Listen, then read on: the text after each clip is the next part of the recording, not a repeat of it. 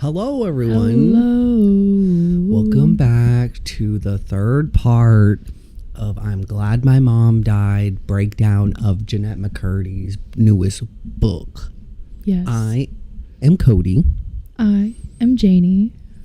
And we're your two great hosts of this wonderful show, Two Books, One Bottle. Oh my God, you almost did it. You got it though. Listen, I am 0 for 3 now. You got it. I'm going to get it eventually. But I'm super excited because this week we're going to be diving into chapters 40 through 60. So if you haven't been following along, make sure to go check out part 1 and then go check out part 2 and then come back to this one so you know what the fuck we're talking about. I second that. Now, as you know, here, look at little Dobby's eyes at the corner. Aww, Dobby. Before we get into all of it, I mean, Janie, how was your weekend? How was your week? It's been a week since we've seen everybody. It was good. Work was a good week. I made some good cashola. I would love to hear. You know, it's the end of football season, playoffs. Everyone wants to come in and see it. So that's good for me. I also am very happy because I'm a Lions fan. Oh, you are? I'm from Michigan.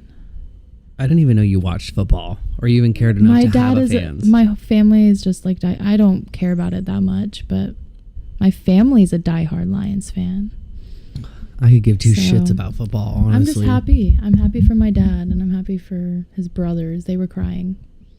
Oh, God. They cried when they won the playoffs because it's been over 30 years since they've won a playoffs game. And my dad, ever since I was a kid, everywhere we go, he has a Lions hat on. Well, you know what? Every jacket he owned was a Lions jacket. So I wore this blue for him. Just for that. Thank you. Just for that. I appreciate that. Go Lions. My week has been pretty uneventful. Oh yeah, how was your week? Oh, thanks for asking. I didn't ask it back. I'm sorry. It was pretty chill, pretty lax. I got to read the book, which is nice. That's what's my favorite part about doing the episodes on Tuesday is now we're able to read another 20 chapters. I do have something to say too. Speak your mind. I'm just happy you're reading. I know. You like it now. I love it. You've been reading other books. I got you into a whole thing now. You enjoy it, huh?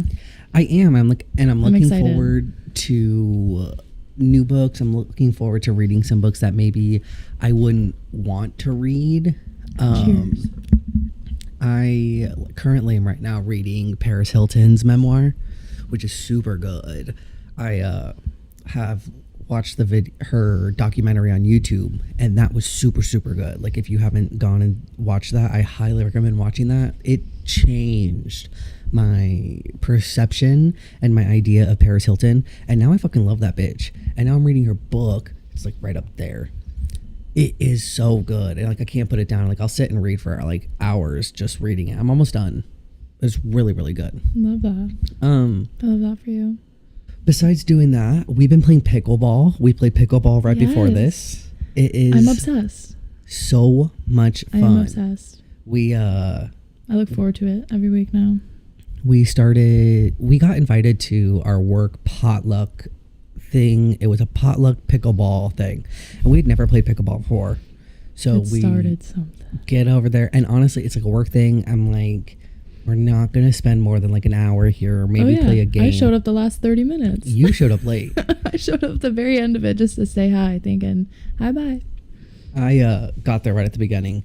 And I was like, okay, maybe I'll stay for like an hour or so, play a game or two, and then dip out of here. Like, go to the bar. Go do something actually fun. Actually fun. We ended up staying for 5 fucking hours playing pickleball. We stayed way later than the meeting or whatever that was supposed to go. So it was so much fun. Right after, we went and bought our own paddles. We now have a little like group of friends that we go out with every Tuesday. Play pickleball. We can't say our name. But so we not appropriate. We fuck. Sorry. I know you threw me off. I didn't know what you were I don't know what the fuck you were talking about. Our pickleball name, our team. Oh, no, you can't say that word. I was like, what the fuck are you talking I'm like, about? does he not get it right now? We have a team name that the 5 of us have come up with, but it definitely is not appropriate to be said. But it's beautiful. I love it. It's Pickleball See You Next Tuesdays. Because we meet on Tuesdays. It's literally perfect. It's amazing, isn't it? But it's not the See You Next Tuesday. It's the abbreviation. It's the word. We all know what it's supposed to be. But other than that, man, I mean, I got some really nice ass colored pencils, which I've been loving. Ooh, so I know I've been yes. coloring. She got really nice colored pencils for Christmas, and I looked them up, and they were expensive. So I was like, God damn. I know. So, thank you, Mom. I know. Like, that was the only thing I asked for Christmas because I couldn't think of anything. And in the moment, I was like, I hate these colored pencils because I think I was coloring. I'm like, We had like there you go. 5 Below colored pencils that we got, and they are Crap. trash. They're the Crap. worst colored pencils I've ever had. Well, she got these nice ass ones. They're amazing. It's like drawing with They're butter. amazing. It goes on so smooth, It so makes creamy. you want to color. You're excited. And the color is so vibrant. Like, you don't have to like fucking scribble so hard to try to get some color on. It's just nice and smooth and nice. Well, ever since I colored with these ones, now I refuse to touch my ugly ass, cheap ass. Below. But we love Five Below. No Five Below standard. Just those pencils. They're garbage. They So I are. went online and I found a pair, like 120 set from this one brand. And it's like the same idea. It was like half the cost. And they're really nice. All the colors are It really looks nice. Good, yeah. Not as creamy, not as vibrant, obviously, but it's like half the price. But it's still way fucking better than what I had. Them Five Belowers. Mm-hmm. So now I'm just thriving with my colored pencils, thriving with my books, thriving with my pickleball. I love that for you. I've just been trying to find a lot of stuff to do that doesn't cost money.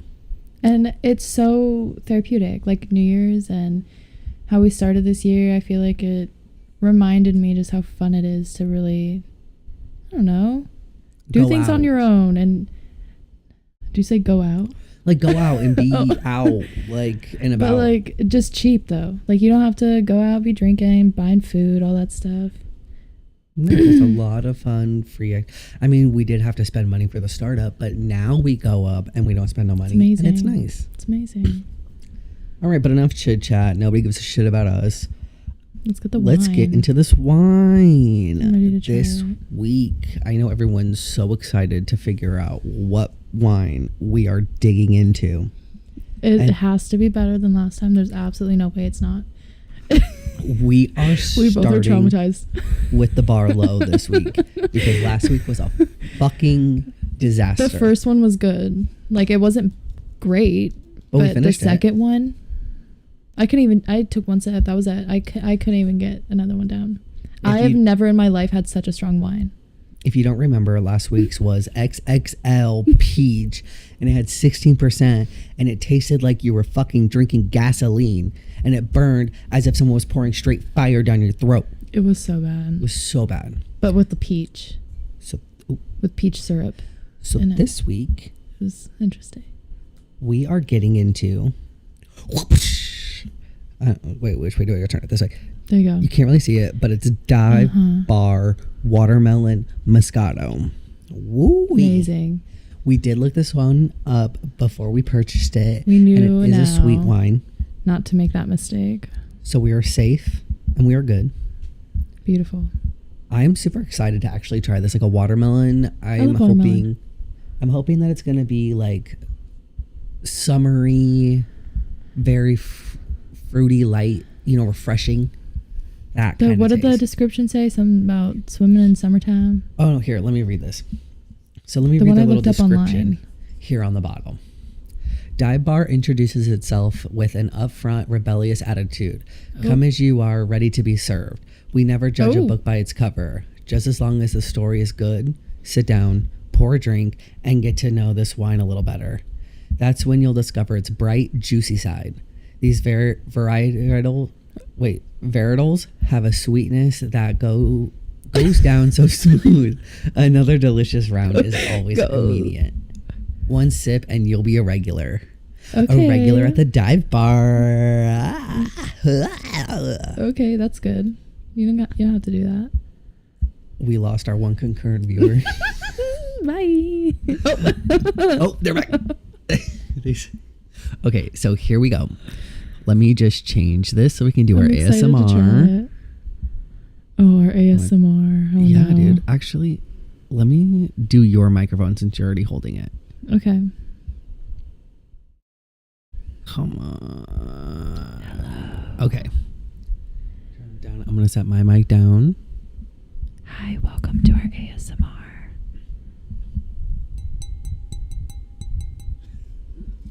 Okay.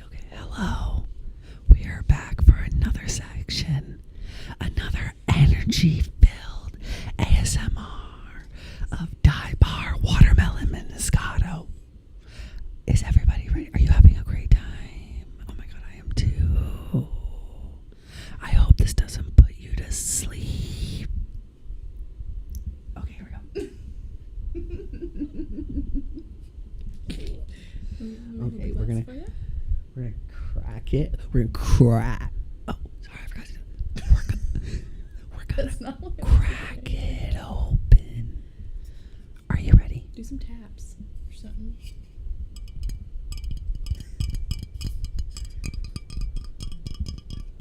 Those are good.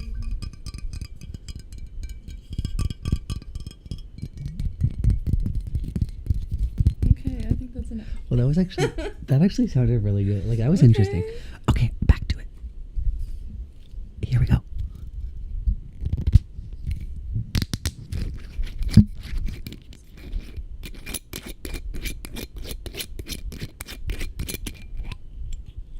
Okay. Oops. Pour it up. Here goes the pour.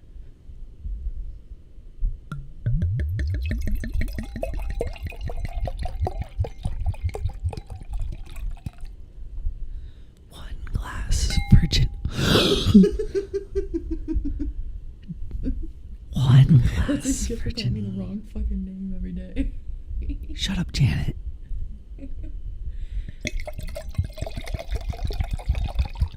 Okay. Ooh, that second one. Okay, thank you. Goodbye. Oh, that second one was a good one. Oh my god, that was like the first time. Here, let me make sure we got it. Oh, you need a bit more. I'm scared. Here we go. Maybe I'll need some ice cubes. All right, hold on. Please hold. Hold on. Just hold on. We're going home. Going home. Okay. All right, ready? Good job. Do a cheers. Beautiful. Here we go. Ooh, that's good. You know, it smells really strong, but it's good. It's not bad at all. Smell it. It does. It smells intimidating. It has a really like, ooh, this is going to be strong, but it does go down really smooth. Okay, I'm mad. Okay. All right, listen. From the step up to the a step up majorly from last week. Okay, let me just put this right there. I've got so much stuff in this little corner where I'm trying to put all my stuff, and I'm just scared I'm going to knock everything over. Yeah. All right. Ooh, we have some snacks. Sour Patch Watermelon. We have some Trolley berry gummy worms. Cheeto Puffs. Delicious. And some pretzel peanut butter Amazing. bites. So and good. Then all of my drinking options today. I have a sugar-free Red Bull. My homemade coffee. Okay. Diet Pepsi. Wow. And now my wine. And then the wine. And the wine's good. Mm-hmm. Guys, if you're looking for a smooth wine that actually is sweet, this wasn't that expensive either. I think it was like $8, $10. I hate wine. This is what you're going to want to get. The Bar Watermelon Moscato. It was pretty cheap. We got to try their other flaves. Are we about to be a regular? Like the bar bottle said? They knew it. They knew what the fuck they were talking about? They knew it. All right, we are they knew like what they were doing. we're like 15 minutes into our book club podcast and we haven't talked anything about this book. Let's give a quick overview of what you thought of the last group we just read. Like what we are going to talk about right now. This was one of... Like compared to last week's. Compared to the stuff that we've been... Oh. Bless ya. Compared to what we have been reading, this was the first time where like I actually looked up and I was like, oh shit, I'm done. Like I got so lost in these fucking chapters. It was so good. No, I was reading it and I was shocked. I noticed around maybe like 57-ish that I could easily finish it. Like this book, it's getting really good. It was already really good, but it's now, there's just so much to it. I love it. I have not in a good way, I guess. It's I have sad. definitely said, and I stand by it, that like if we weren't doing these episodes, we'd definitely have it done by now. But like the episodes are holding us back, but in a good way. Like it's as if it's a TV show, so we only get to like watch a little bit of it, so it's not like it's just over in a week. Because definitely can finish this shit within a week. I'll tell you that. Oh yeah, I've read books in a day. This is definitely one of those books I could have read in one sitting. This is great. And not in a good way again, but it's just so like, I don't even know, eye-opening. Speechless. Alright, so we get into it. Yes. So we'll start with chapter 40. Mm-hmm. And that starts with Jeanette getting back from tour and she's walking off the plane and she's going to go see her family for the first time. And the only thing she is thinking about is her weight. And she's tucking on her shirt and she's freaking out and she's going to the elevator and she's just like, the minute that my mom's gonna see me, she's gonna freak out and she's gonna be shocked. Mm-hmm. And sure shit, she gets there. And first of all, it's more shocking for Jeanette to see her mom because if we remember, she had left on this tour when her mom had found out that her cancer was back. So now she's been gone. Her mom has been fighting this cancer without her. And it was her first time alone, right? This was, yes, yeah, Jeanette's this is like her very first time time like being able to wash her own hair. Like very first time alone in everything possible. So it was a big deal. Right. And so now she's back. She's seeing her mom again. She's shocked. And she's so thin. She doesn't look like her mom. She doesn't look like the mom that she remembered when she had left for tour. Now it's this whole different mom. But what was crazy is they get into her car and they're driving away. And the first thing her mom says to her is, what happened? Like, you're getting chunky. And that's all the mom cares about. So, like, hasn't seen her in forever. Like, she's doesn't just ask how's tour. Right. She just went and did this whole tour and did this whole amazing thing. And all you're caring about is like, damn, bitch, you look fat. Mm-hmm.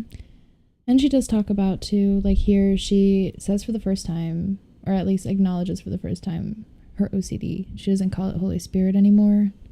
So I think like the time alone, it kind of shows that she was able to recognize some things. That is one thing too, where I wonder, was it because she'd heard from her grandfather saying like, I think she has OCD, or just kind of growing up, or like what put a name to it?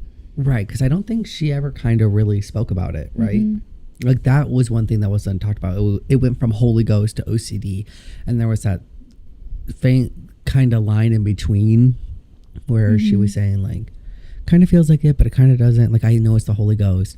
And then boom, now that's gone. Mm-hmm. Is that just because too she hasn't been going to church since she got iCarly? Mm-hmm. Who knows? Yeah, this one was super short. Like, for example, this is the whole chapter. Right. A lot of these are very short. And that's what it is her mom just immediately makes her feel like remorseful for eating, and she's telling her like she's gonna get on a diet, and Jeanette's like happy about it in like a weird sense because she's just like, that's her mom that she knows. Like, no matter what she looks like or like what's happening on the outside, at least on the inside, this is the mom I know. She's strong-willed and she's gonna get through this. So that's how she sees that. It's like, oh, this is a good sign. So we flip to 41. Yeah. I don't know, but she's just having a hard time accepting that her mom looks like that. But then also that's all her mom said. Because obviously it's hard. She still loves her mom. Yes. 41 starts. Come on, take a sip. This is the like real first chapter where we start seeing the creator be a creepy fuck. Mm-hmm. These chapters really got deep into creator. I feel like the last few just mentioned him a couple times. This really portrays like how disturbing he was with the kids, and you can only imagine what's not said. And this is what I was kind of talking about in the last part. I didn't know where it was. This is where I kind of accidentally read over. But that's how this book is, dude. If you're not paying attention to these chapters, you're just going to keep reading and not like realize it. But this is the one where the whole time the creator is like, take a sip. Come on, just try it. Come on, just do it. And Jeanette's like, nah, fam, I don't fucking drink. I'm not about that life. She's never drank before. And literally, she's 18. His response is, the Victoria's kids get drunk together all the time. The iCarly kids are so wholesome. We need to give you guys a little edge. Like, if y'all don't remember, Victorious was out while iCarly was out, and they even did like a little crossover that was really good. But they were both two really big shows, and they were compared a lot. They were, but because you could tell they were like similar humor. They were very similarly like filmed because it's by the same person. Obviously the cast is different, but the Victoria's kids were definitely known to be like the more rebellious crew. They were, I feel like it was a bit older. But then you come to find out they were drinking. But the creator pushes and pushes until eventually Jeanette cracks and she's okay, I'll take a sip. And he's like, oh great. And so she says that it's good, and he's like, don't lie to me. So when she says it's gross, he's like happy about it. Which then I'm like weird. Which is it's weird. Like, and he calls her Jeanetter, which I found kind of strange. But it's also like, if you knew she wasn't gonna like it and then something she doesn't want to say, like why are you pushing her to do it? Is it to just see and just have that feeling of, oh, I can make you do whatever I want? And after she said no like freaking 10 times. And that's just to a drink of alcohol. But anyways, like they're sitting there and he just starts kind of going on and being like, are you excited about the show? You're supposed to get your own show. And she's excited and she's like, yeah, I am. I mean, let's not forget, Jeanette's not really about this whole acting thing anyways. So now he's like, oh, you're going to get your own show.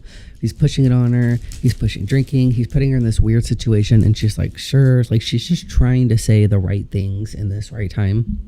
And he's like, he can tell. So he's like, obviously pushing, like, sure, that's it. Like, he wants his ego to be filled. He's trying to get it fulfilled by Jeanette and, like, pressuring her and pushing her into, like, fulfilling that.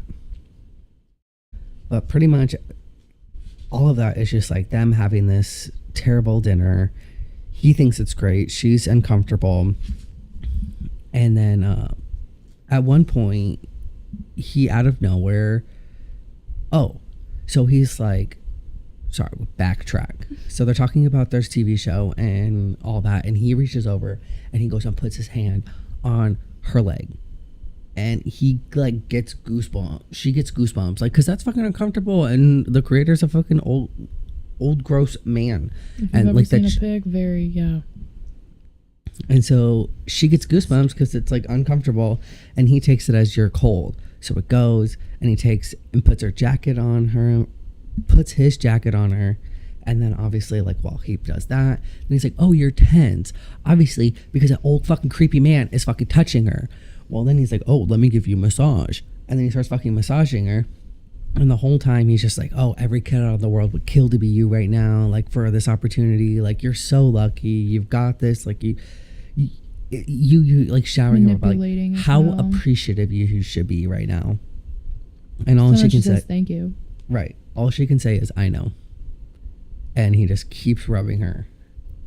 And it's, ow. I don't know if you guys heard that, but it bumped my head. But that's how it's just these weird underlining pressures. And it just goes to show, look at these creepy ass men running these fucking shows. I'm gonna take this out. I can't fucking think. Hearing myself back. Yeah. No, he's definitely creepy. There's I don't know, there's because just several parts. She's just afraid of offending him. So she doesn't want to offend him. So she's not going to like overstep. She's not going to protect herself. She's also a kid, and she's been under his like direction since she was smaller. Like, how the fuck is she supposed to know a difference? She's just going to sit there and take it, but obviously know that something is not right with the situation. Everything in her body is producing goosebumps. It's like, no, we don't fucking like this and we don't want this. But what can she do? Because he's also sitting there like, I'm giving you everything that any other child would want. You should be appreciative. And so she just has to sit there and be like, I know, and do as she's told. And then 41 comes to an end. Creepy.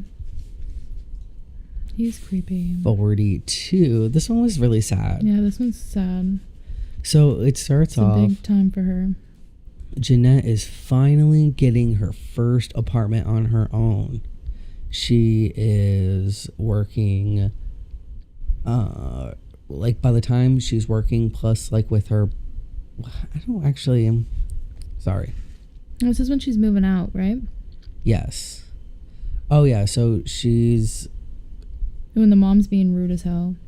the mom is at a point where she can't really be taking Jeanette back and forth to the studio all the time, and she's getting older, but she's got to go to Nashville for her like music stuff currently still, so she's got all this stuff. So now it's just making sense that it's time for her to move out, as well as the network Nickelodeon is willing to pay for a whole place for her to live close to the lot and furnished and everything. So it's why like, not? hell fucking yeah. She's 18. Why the hell not? If somebody is coming up to me and is like, I'll give you a whole furnished apartment, everything, I'll pay for Absolutely. everything, you just gotta live your happy ass there, Yeah, sign me the fuck up. 100%. I'm gone no matter what. So she's like, oh, I'm so excited, like, hell yeah, I'm gonna go. But she can't be excited, as we know, because her mom is just taking loves this control. I was like, oh my god, like, you're gonna be moving away and now you're never gonna come see me, and like, what am I gonna do without you? And like, like also too, she's like, who's gonna keep your eating on track? How are you gonna shampoo your hair? As if a whole grown-ass woman don't know how to shower her own hair, shampoo her own hair, shower. But yeah, her mom would still shower her at 17 years old. Her mom was showering her because she convinced Jeanette that she couldn't wash her own hair. And then she's like, well, I did it just fine on tour. And she goes, no, you didn't. It looked greasy. That's so bad. So they all like get into the car. They all drive over to go check out like the new place. They get in there and they're like looking at it, and the mom pulls up a whole little present, and she's like, oh, I got you a present. And it was a movie that like her mom liked to watch, and not even a movie that like Jeanette liked to watch. So it's this thing. Mom loves Robert Redford. I do too, but she loves him more. And right after she opened it, her mom says, I figured we could watch it tonight after you unpack. And then she goes, oh, I was thinking I don't have chemo tomorrow, so I could spend the night, if you want. And everything in Jeanette's mind is like saying, like, this is not mom spending the night. This is mom spending every night for the foreseeable future. This is mom moving in. Like, she knew without question that she was going to be staying. But of course, it's her mom, and Jeanette's sole purpose at this point is to just make her mom happy. So she goes, sure, you can spend the night. And I continue to say it every single night for the next 3 months until eventually she doesn't even ask anymore. She just expects it. This is not my first ever solo apartment. This is our apartment. We are roommates. And that is so sad. And that sucks. Like, the feeling you get when you're finally alone and you finally have your own place, it should be so fulfilling, so rewarding. It shouldn't be crushed with your mom being there and ruining it and taking especially it over on like for your first herself. day, like especially in her situation, you have to be so excited to finally have that night alone in your own first place. And then your sick mom that you're trying to please, and you're confused because you're resenting for the first time and you don't know why. She's asking to stay, and all you want is time away. You just want to distance yourself from her, and she's not allowing it. I wonder. And she like manipulates her into constantly taking care of her. I wonder what that had to, like, real life playing out, like what feelings in Jeanette's body would have been, because like I know, like honestly my skin would have been crawling. Oh, I can't even Like imagine. to be that close to like, oh, I'm about to escape to my freedom, I'm about to be by myself, I'm about to be able to do whatever I want, not have a watchful eye, not be under the constant stress and like being like forced to be on, forced to make someone happy, and then for it to like pretty much just be ripped away from you immediately, not even a second. That's rough. 43 is It's not super short. this is the intro to the relationship that folds for the next couple episodes, for the next couple of chapters. Which seems interesting. We meet a man named Joe. Hi, He Joe. works on iCarly with Jeanette, and we learn that he's in his like 30s. He's got a girlfriend, like a longtime girlfriend, and they do some light flirting at work. They do a little like flirting here, flirting there. It's just talking though. Yeah, just like Jeanette gets the nice warm fuzzy feelings when they chit chat. Well, apparently they were doing something. Because now he's touching me. The way he's touching me, this is another level, or so I assume. I've never been touched like this before, so I don't know exactly. And again, she's only kissed technically 2 times. Oh my god, Dobby, he's playing with the cord. Is he gonna do this just every single? If he's gonna do this every single week, we're just gonna have to not let him in the room. It's gonna be sad, but he can't be messing with these cords. Kind of stopped, but you know, and it talks about like, because she's only kissed 2 people before, so she doesn't have any experience in the guy department or dating world. She kissed on set with her coworker, the camera. And then she had 1 kiss with this guy, Lucas. Dobby. That was it. So she's never really been flirted with too much. Did he stop? I don't know. I hope probably not. I want a Cheeto. But so yeah, this whole time now she's saying that he's like touching her. He's giving a I think it was just like kind of like a massage, like giving her like nothing crazy. But that whole experience was pretty much like her knowing in that moment, I know the one way or another we're going to be together. So this is just the start of like, it's kind of like a little foreshadowing of this relationship that's going to blossom in the future. Ooh, this one's weird. So 44. Now This betrays her mom very interestingly. Jeanette's ready to have Joe spend the night. They want to have a night to themselves. But Jeanette's clingy ass mom is always there and always at the apartment. So Jeanette needs to come up with a little lie, a little like white lie, to get her mom out this fucking apartment. So she says, yo, Miranda and I, we're going to have a sleepover and you need to get the fuck out. And instantly, Mom, what am I going to do alone without you? Tears. I'll miss you more than anything. I just love you so much, Net. Like overbearing, overcompensating, Trying to manipulate her and make her feel bad. 100%. Trying to make her feel bad, trying to have her All the cancel time. plans. But she tries to be like, no, this is just something we've planned for a while. So she goes, I lied twice. First lie is that I'll miss her, because I won't miss her. I'll be happy to have space from her. She's been sleeping in my bed every night since we moved into my not solo apartment, and it's hard to sleep because she clings to me all night long. Which would be so frustrating, because first of all, it's not even that you get your own Like first alone apartment. she's She's sleeping in your bed. She's probably showering her still. Oh. Like she has no privacy.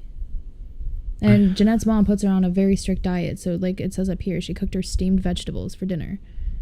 Like that's it. So she's already taking over her eating. She's taking over showering, taking over her bed, taking over everything. Like it's just as if she's living at home. She's not growing up or escalating in her life at all. She's just staying stagnant in the same loop with her terrible mom. But she's saying, listen, bitch, like, I love you and everything, but you got to get the fuck out. You got to go. And, of course, her mom's going to hit every single book. She's like, but I need you. Like, trying to make her feel guilty. And this is what crazy. She goes, yeah, but I need you right now, Net. Mom says, looking down. I'll be back tomorrow, I say gently, hoping this will comfort her enough for us to be able to move on from this topic. There's a long pause where I wait for Mom to say something. She looks off and her eyes glaze with an intensity that seems disassociative. It scares me. Just as I'm about to ask her what's going on, she snaps her head towards me, picks the TV remote up off the coffee table, and chucks it at my head. I duck aside to avoid it. Like, what? What a fucking crazy bitch. Oh, and then, you're lying to me. You're lying. Mom says, spitting her face comforts. I'm going to find out what's going on, mark my words, you filthy little lying whore. Like, the instant snap. The fact your mom, she was crying. That's going insane. from tears to anger to calling you names to hitting every single thing in the book that you could possibly hit. That's She crazy. is fully trying Just to manipulate totally and get full 360. control over Jeanette. And you better bet your ass I'll be able to sniff the lies on you tomorrow when you come back. It's obvious to me how much Mom wanted to be an actress. Well, listen, this was it. She forced this career on Jeanette, and it shows later as well with some things she says. But well, Jeanette's fucking done. She said, "Fuck you, she's bitch. I'm finally out." She waking gets up up. to it all. She gets up and she walks the fuck out. She's like, "I don't fucking need this shit. I'm gone." And she goes. And so this is where now we kind of see Joe a little more. So they pick him up. Like, Joe picks her up where they're supposed to. They head on back to, like, I think they said she was going to get a hotel or something, right? Yeah, they booked a hotel together. And then he's picking her up down the street. And he's drunk. He's fucked up. Wasted. She said there's a sweet, rotten smell radiating off of him. I'm disappointed. Tonight was supposed to be our first night together as an official couple. I wanted it to be romantic and magical and what's that? Momentous? I don't know. Instead, Joe's sad and drunk, and I'm trying hard to resist the disillusionment. So she asks, like, "Yo, did you break up?" And he's like, "Yeah." And instantly, like, snappy and, like, mad and, like, drunk. So he's slurring his words. He's getting snappy, and she's like, "Okay, well, how are you doing?" Like, and he's like, "Sure, how do you think I'm doing?" And he's mad, and he's taking it out on Jeanette right now. So they get to the hotel, they get into the keys, they get into the room, and he just plops right on the bed, and he starts freaking out. "What have I done? What have I done?" He sobs. "We were together for 5 years. 5 years. We just moved in together. We were going to get married." That's And crazy. That's fucking wild because, what, like, how old is Jeanette right here? Like 18. 18, 19? She's still 18, and he's, how old does it say he is? He's like 30 something, huh? Yeah, I think it was like 32 or something. I could be making that number up, but I know it's in the 30s. He was in his 30s. It said back here. But yeah, for him to break up with his long-term girlfriend that he just moved in with and planned on getting married, I just don't understand. And then you're gonna go to her, and this is a lot, the next little bit, but it's just, how are you gonna go to this new rebound-ish girl? I feel like it's like, how are you gonna jump so quick and have her comfort you for the girl you just broke up with and you're sad about? But Well, that's who you're now dating? No, because that's not. That doesn't make It sense. wasn't like a rebound. Like, they were. That's what I mean. It's not like, really secretly rebound. like getting together, and obviously it was like, "Oh, did you do it?" So they talked about it. Joe was like, "I will break up with my girlfriend for you." But now he's upset. And now he's it's sobbing. done. It's like the realization of what the fuck you've done. And so she goes, "I thought you wanted this," I say, looking for reassurance. "You won't even have sex with me," he wails. It's true, I won't have sex with him. Even though my family stopped going to church, there are still a few rules of religion. And for whatever reason, I can't bring myself to break, one of them being no sex before marriage. So she just goes, "I'm sorry, I'm not ready." And he goes, "Well, can you at least give me a blowjob?" Listen, it's always about the sex, man. He Always. lifts his head off the bed like a hopeful, needy puppy. After he's sobbing about another girl. But then instantly like, butt head. Will you? Unless. Butt head. Unless. He's all, head. Look up. No head. So she goes, I don't want to do that, as rightfully so. She doesn't want to, her first time doing that with this guy. She's uncomfortable. Oh yeah, it says 32 right here. So He throws his head back onto the pillow, and the tears are replaced with a sharp anger. This is ridiculous. My needs aren't being met. She goes, we can make out. I don't want to make out. I'm 32 years old. I will say, though, I'm like, yeah, if I'm like trying to fuck and someone's like, we want to make out. First of all, that's how you know they're too young for you and they're not the right person. You need to get the fuck out. But that's what he goes, you're too young for me. This is never going to work. And she's a virgin. She's kissed twice, not even like made out with someone. Like, you just expect her to give you a BJ? And my thing is, like, this isn't shit that you figured out or, like, knew about before deciding you were going to break up with a longtime girlfriend. Mm-hmm. Like, I feel like this is some shit that should have been ironed out before making the big fucking moves, bro. Exactly. But she's saying she's trying to justify him for the behavior because he's a little drunker than normal. The only time she's ever had alcohol is when the splash of the creator's spiked coffee. I will say I feel like that's something a lot of us will do. Like we're all like kind of fall for that one where we always want to try to like find a reason or like something to blame the person we care about's emotions on besides them or them actually just being a fucking dick. It's always trying to be like, oh, it's this, or maybe it's this, or it's some other reason. Yeah. Well, he goes, you're too young for me. She goes, okay, I'll do it. So she's like disappointed in herself. And he just instantly sprawls back. Yeah, he didn't think about it, but like she's just trying to grasp, like keeping him, like. She's trying to make do with the situation. And she goes, what am I supposed to do? I've never done this before. And he goes, well, yeah, that's not a turn on when you say shit like that. Which is, if personally, then you ain't getting a BJ. Don't talk to me like that. What the fuck? I don't care if you're drunk. Right. I think he knows now at this point, like, he can manipulate her. And so she does it, and he's saying, I'm about to finish, which, whatever. He goes, speed up a little bit. And she goes, thank you, because she wants direction. She doesn't know what she's doing, and he wouldn't tell her what to do. And suddenly, she described it as warm liquid plastic. He nutted in her mouth. And she spit it onto the bedspread. And she goes, something came out. Oh my God, something just came out. So she has no idea. Just freaking out. She even never had any of this. This is the first time seeing a dude being, I don't know. A penis. A cool. And he goes, yeah, it's cum. And she goes, Joe looks at me with dull annoyance. She goes, what's cum? Like, she didn't even know. She didn't even know that could happen. And he goes, what have I done? That's a big thing. Like, come on, you're a grown man. You left your girlfriend for another woman. And she don't even know what cum is. And no offense, but if you know it's her first time, at least try and make it, like, nice. Be nice to her. Damn. Right. I feel like don't make her feel bad about it. Teach her. It's her first fucking time. How else is she supposed to learn? Or just, first of all, like, just don't fucking touch it. Like, exactly. Go away. Exactly. It's not, that should not be something you should be a part of, period. You should have just fucking left that shit alone and continued on with your 5-year-old girl. No, oh, wait. 5-year-long relationship. 5-year-old girlfriend, Cody. Relationship. Never mind. Let's move along.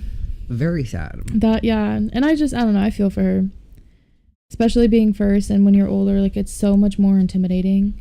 I feel like. But chapter 45 comes along. Apparently, the relationship's going great. Oh, yeah. It blossomed. They're a year in. Like, what? They've been, apparently... do you know who Joe is?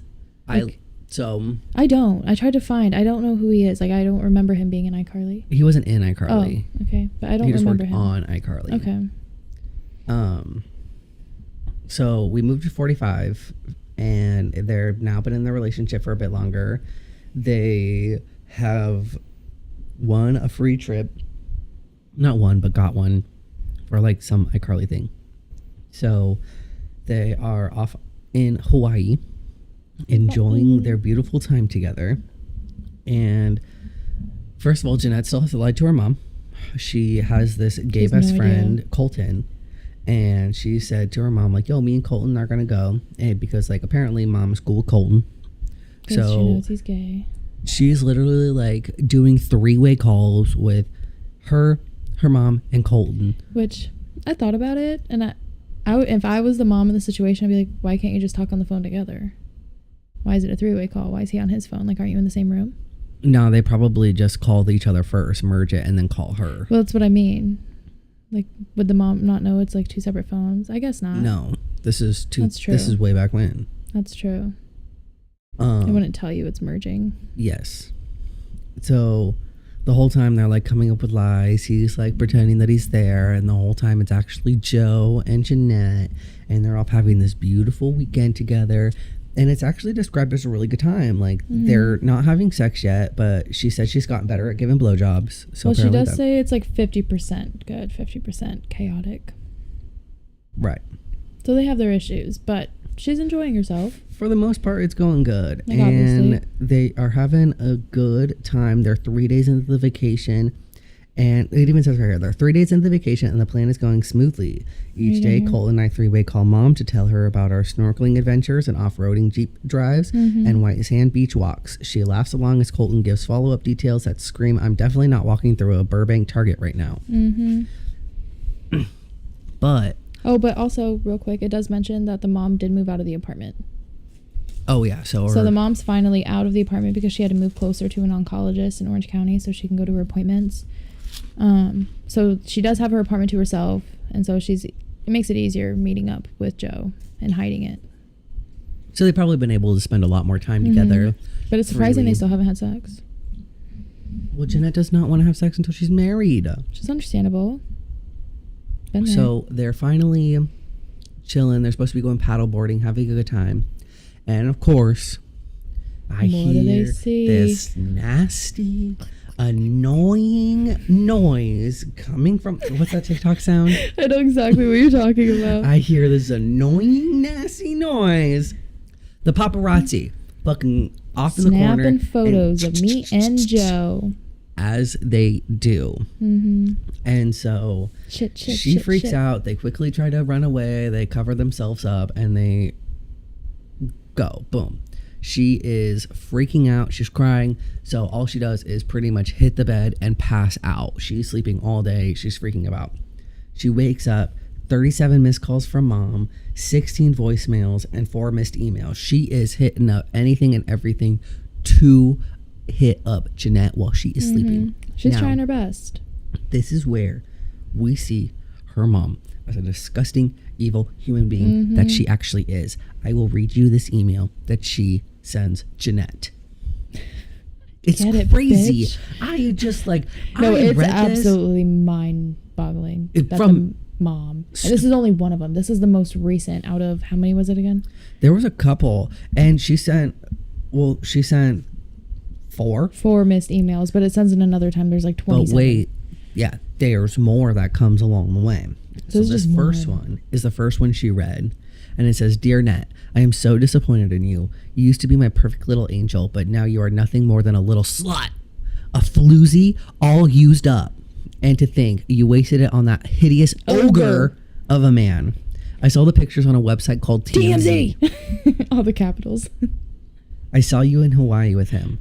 I saw you rubbing his disgusting hairy stomach. I knew you were lying about Colin. Add that to the list of things you are. Liar. Conniving. Evil. You look pudgier too. It's clear you're eating your guilt. How Thinking of you with his ding dong inside of you makes me sick. She hasn't even had sex. I raised you better than this. What happened to my good little girl? Where did she go? And who is this monster that has replaced her? You're an ugly monster now. I told your brother about you and they all said they're disowning you just like I do. We want nothing to do with you. Love, Mom. Or should I say Deb, since I'm no longer your mother. This part right here. P.S. Send money for a new fridge. Ours broke.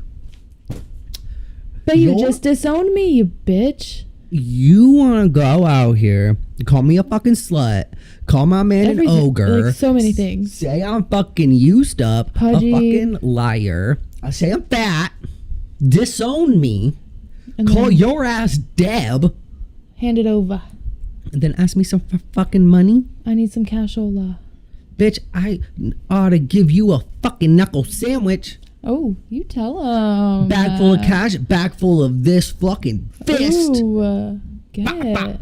I'd be giving my mom the good old 1-2 if that was my mom. I'd be like, yo, meet me outside. How about that? Oh, God. Fuck that bitch. Dude, and you know what fucking sucks is like, I would read that shit and I'd be like, I'm done. Peace the fuck out. I ain't got time for that. I'd be out. I would be flabbergasted, to say the least. Oh, wait. I don't even... How? If my own mom ever said anything like that to me, in an email especially, like, you're emailing me? Well, it gets worse. It does. Because Jeanette freaks the fuck out. She has a full-blown disaster. And Joe does the right thing. He takes her phone, shoves it into the hotel fucking safe, doesn't give Jeanette the code, and goes, listen, for the rest of this because trip. she was dealing with an eating disorder still. She talks about that a lot. So she was staring at the picture TMZ posted of her and was having a whole mental breakdown about just absolutely everything. So he locked her phone up and she made sure she was not in that bathing suit anymore. All of the stuff was very bad. So she's just going through a lot. Locks the fucking phone away, and Jeanette is just a hot mess. Pretty much for the whole rest of the trip, they're just kind of staying in the room. Mm-hmm. But by the time of the end of the trip, she says that Joe does a really good job at trying to like get her to forget about it, and she actually is starting to feel a little bit better. Mm-hmm. Well, however, it's the end of the trip, and she got to get her phone. She can't just leave that shit in the safe. So he gets the phone out, and she's instantly like, I want to see it. Let me see it. Let me see it. And he knows, like, yo, you're not going to want to see this. Like, it's not good. And she fucking pulls it up, and sure as shit, she's got a whole bunch of, she's got a whole bunch of emails from her mom, whole bunch of calls, whole bunch of everything. Missed calls, 22 unread emails. She starts reading them, and her mom called her a dimwit, loser, scumbag, devil child. She read another email that said letter to your fans, and it said that her mom said that she was going to post to the online Jeanette McCurdy fan club in an attempt to get her fans to flee to her mom. She said she's going to steal all of her fans. She's going to, because her mom deserves them more than she does. And that her mom was going to sign up for Vine, and they're all going to love her comedy videos. No, they're not. No, they're not. Well, she was wondering if her mom was bluffing, and she goes and looks, and her mom fucking did that shit. She fucking went on to go betray and backstab her fucking own child and try to, like, ruin her child's career as she's, like, going through. And it says, you caused my cancer to come back. I hope you're happy knowing this. You have to live with that fact. You gave me cancer. Like, fuck you, bitch. Fuck you, bitch. I hope your cancer comes back and kills you. It does. Good. You got what fucking coming to you, bitch. I just can't believe you're going to put that on your kid. That's absolutely insane. And Jeanette is fucking fully distraught. So she goes ahead and she's trying to like write a review or a message. So she leaves her mom a message. My dear Nani mommy, please can we at least just meet up in person to talk about this? Please, just me and you. We can sit down and talk this out. Right. Throughout all of it, this is the first time she's responded. Yes. I can answer any questions you have. Please, mommy. I hate letting you down. I would do anything to not disappoint you. I feel confident that if you knew the whole situation, you wouldn't think these things about me. I love you so much. I want to be close to you again. I miss you. Love, Net. So she sends that off. Her mom's response, sure, we can meet up. P.S. Remember to send fridge money. Our yogurt has soured. Disturbing. That's the reply to that? No, you're not getting a fridge. I would never pay my mom's bill again. No. Ever. Fuck off. I hope you can't afford shit. I hope you don't ever get fucking non-sour yogurt ever. The next one's weird. Here, where do we go? It's where the mom's requesting Jeanette sing the song at her funeral.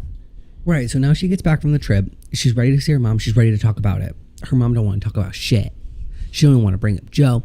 She don't want to bring up the pictures. She don't want to bring up all the nasty shit that she said about Jeanette. She don't want to bring up nothing.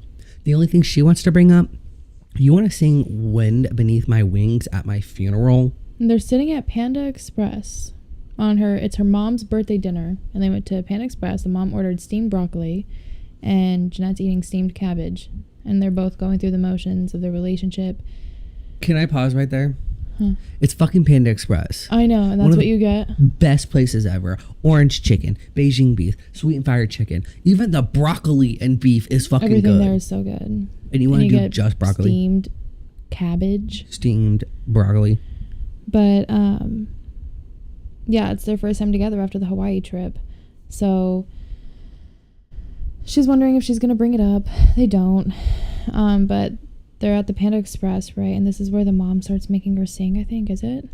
Yeah, so in this fucking Panda Express, her mom's like, oh, I want you to sing this Wind Beneath My Wings fucking song for my funeral. You have to do it. And she's like, I don't fucking know. So she's like, no, you can do it. Like, let's go. Like, let me hear you try it. And Jenna's like, bitch, we're in a fucking Panda Express. I'm not gonna, just try it. Instantly, like, try it. You have to just do it. And it's like, Jeanette's so programmed by her mom that now it was just like involuntarily she just started blurting out the response that her mom wanted, and she just started singing like right in front of this fucking Panda Express. And she's like, oh my god, do it louder, like more emotion, more sadness, fucking feel it. She's like fully controlling her again.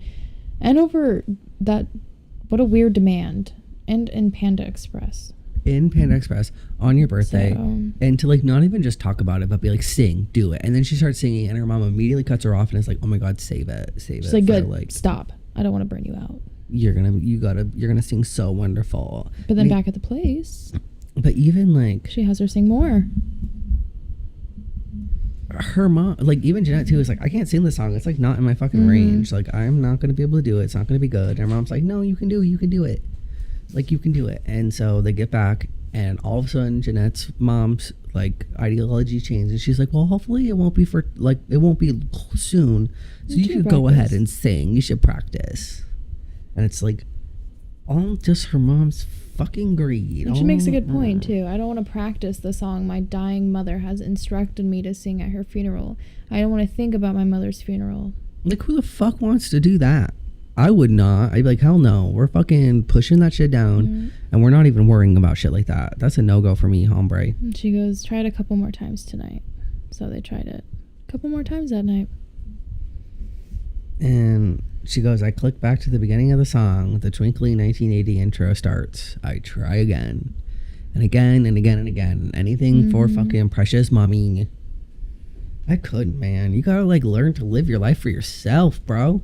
Literally. If you can't, you're going to be fucking slammed into something you don't want to do, and all you're going to be able to do is look back with regret on everything that you let somebody else dictate your life.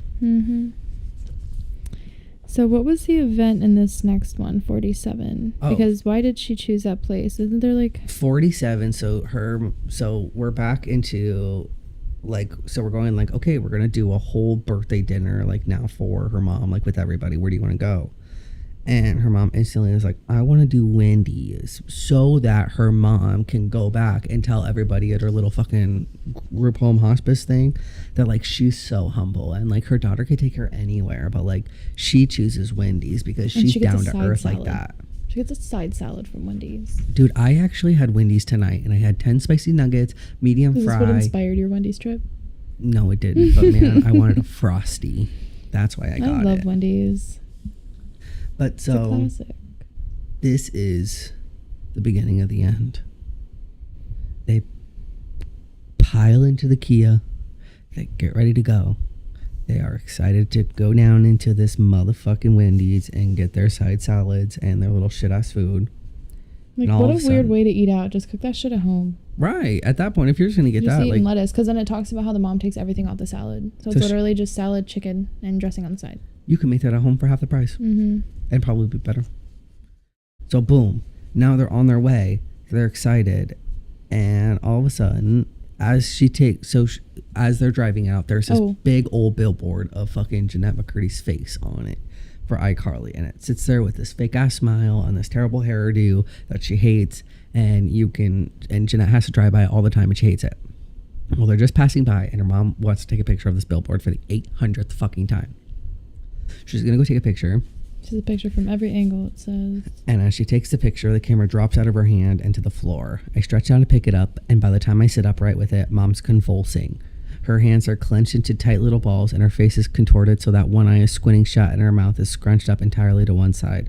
Her convulsions looking like the rocking of somebody in a mental hospital. I'm horrified. Tells Grandpa something's wrong. He takes the Lord's name in vain. Mom says nothing because she can't. Grandpa looks both ways to make sure the coast is clear, then cuts across the street going through the red light and into the Nickelodeon studio parking lot. Carl, the friendly security guard, recognizes him since Grandpa visits me on set. Often, Grandpa tells Carl to call 911. And if you've never seen like a seizure before, they are pretty scary. I remember like the first time I saw one, it's like traumatizing, not really, but like shocking how aggressive the body can be. And seeing someone that you care about too in like that kind of a state, it's a lot. I ain't never seen one. I could only imagine. Oh, you haven't? No. So this is it. Like, she's waiting for the ambulance to come. One of them recognizes Jeanette, so lets her drive with her mom in the ambulance, and they go off into the hospital. 48. They have... So Christmas Eve, well, the day before Christmas Eve. It's the day before Christmas Eve. And Jeanette's mom has now been in the ICU for like a week. And they've been... She's unresponsive. Yeah, well, that's right. In a coma, unresponsive, quiet, in ICU for a week. And they've just been kind of sitting in a row, like waiting in a waiting room as long as they can. Well, Jeanette's finally like, I need to fucking go eat some food. Like, remember those binging habits that she's having? Those are kind of starting to come back. So she's like, I need to go eat. Long story short, she runs over to this Burger King and she just overstuffs herself. Like, she got a Whopper, fries, Coke Icy, tacos, chicken fries, I'm assuming. It says chicken sticks, but I'm assuming it's the chicken fries, right? So she's feeling like shit. And this is where she considers like making herself throw up.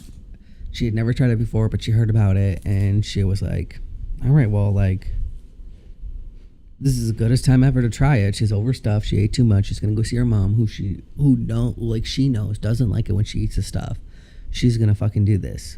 She goes back to the hospital, finds a bathroom, sticks her finger down her throat, and nothing comes out, and she finally gives up.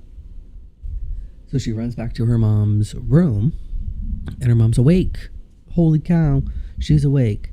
Very first thing this woman says to her is, the boy says you stopped at Burger King. You don't need to be eating that stuff. A lot of grams of fat in a Whopper.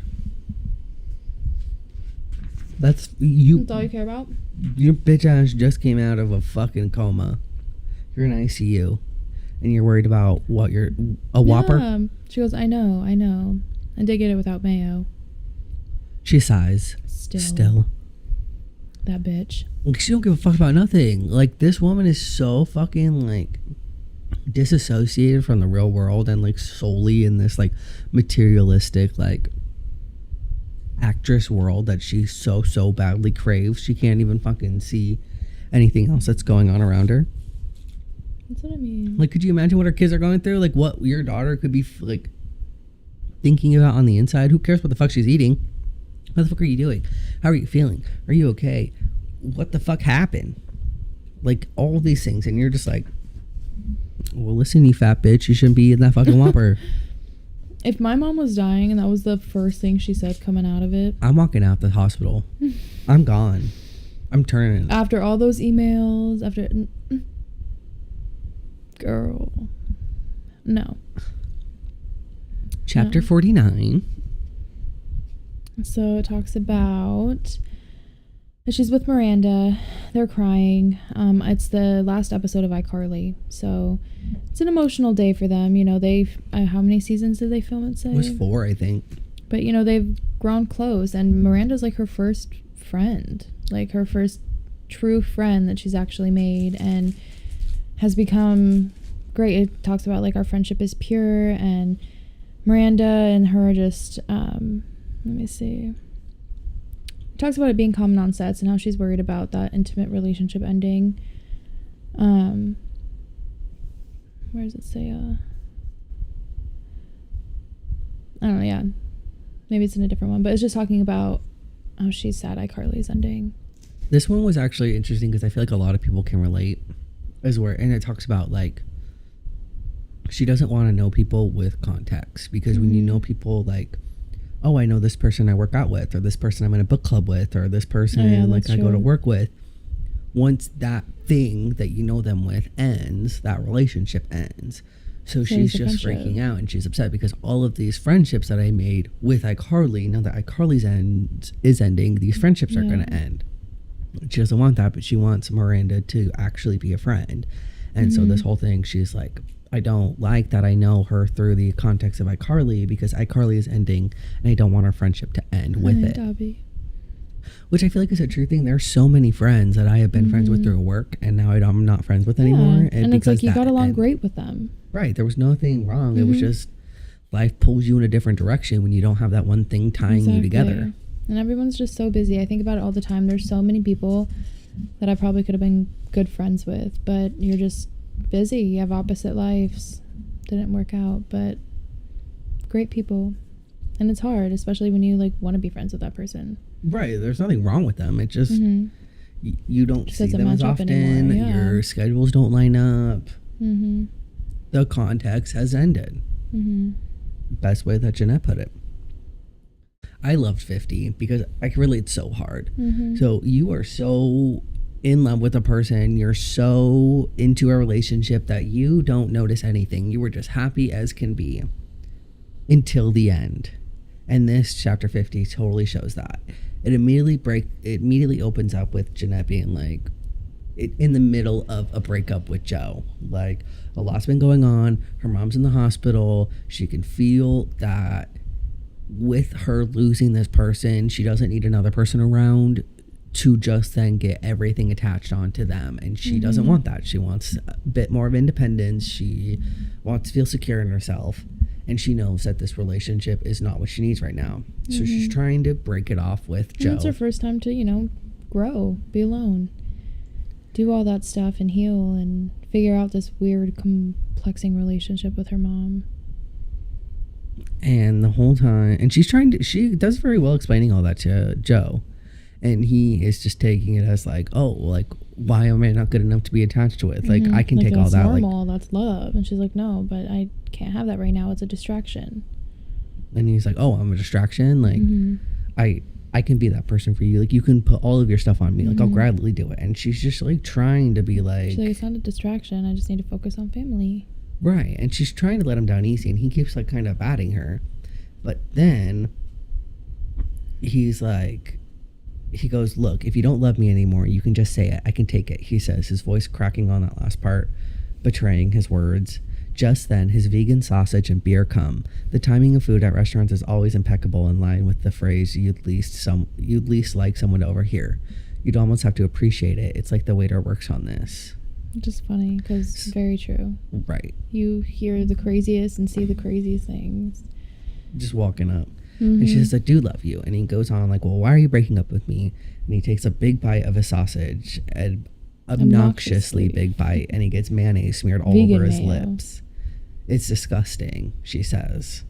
And then this is where it starts hitting her. And I like this because this is true. Like, the minute you're done with a person and you're trying to let them know nice, you start seeing the things that annoy you. You start getting irritated, and it's just keeps adding on at that same. point. And even You're never gonna see them the same. even she says right here is that like she starts to realize, she's like, I'm in this bar that I don't want to be in. I'm watching these sports that I don't want to fucking watch. I'm drinking this beer that I don't want to fucking drink. What the fuck am I doing here? And so he's still like, she's like, okay, fuck you, I'm done. And he's like, well, like, if you still love me, why are you breaking up with me? And so now Like, she's he just like, doesn't get it, which I don't understand how. and now at that point, she's putting it together. She's like, I fucking am annoyed with your fucking nasty ass mayo lip. I'm annoyed that you're taking a big bite. I'm annoyed with everything you do. Like, look, I just am. And she fucking ends that shit. His jokes aren't funny. His lack of ambition. He drinks too much. He has anger issues. Our age gap no longer feels cool. She has like a whole list of just reasons that she's just not interested anymore. It's time. She doesn't like his friends. Where does it go? Did you hear me? He says, if you still love me, why are you breaking up with me? Something switches in me in this vegan mayonnaise-filled moment. All my patience is gone. I'm in a vegan dive bar, smelling beer, and I don't care to drink with basketball and football games on. I don't care to watch, blaring for the excessive amount of TVs around me. Sounds like a place we know. I'm sitting on a bar stool with uneven legs opposite of a man I no longer love. I am numb. I am done. So she just goes, look, I just am. Oh, hold on. I'm trying to see because I know a couple of these last pages right here are all pretty. Pour up some more wine for you. You're running a little low over there. I am. I am too. Well, I want to just kind of see her because these last couple chapters, we're getting close to the after part. So, right now, here we are. We're at 51. And here we get some news. Miranda and Jeanette's relationship have been doing wonderful. They are closer than ever. They are hanging out. They are doing everything and anything together. And they are currently hanging out. They hang out 3-4 times a week. Usually have a sleepover. And they go do everything. Well, actually, this time they were out at some place because I got something for them, Nickelodeon stuff. And they're out in a car, driving around, having a great time. And Jeanette gets a call from her mom. Her mom's freaking the fuck out. Like, freaking out. Mm-hmm. Help me. I'm scared. Like, I don't know what's happening. They're taking me back for surgery. She's freaking out. And she's just it's supposed to be a minor surgery. She's supposed to get her breast implants out because there's a leak. So they're like, yo, it's fine. Like, Jeanette's trying to be like, it's going to be fine. It's a minor surgery. And her mom's just going on, like, something's not right. Please, Jeanette, do something. Like, I need you here. Like, you got to come here. Like, I need your help. And her dad takes the phone and it's like, she's fine. She's just a little scared. Just the medicine. Like, it's just a simple procedure. She's got it. You're fine. Don't come. And so, like, Jeanette's like, are you sure? Like, are you sure I can go? And dad's like, no, it's fine. It's just a normal procedure. Everything will be good. All coochie poochie. Mm-hmm. Well, a bit later,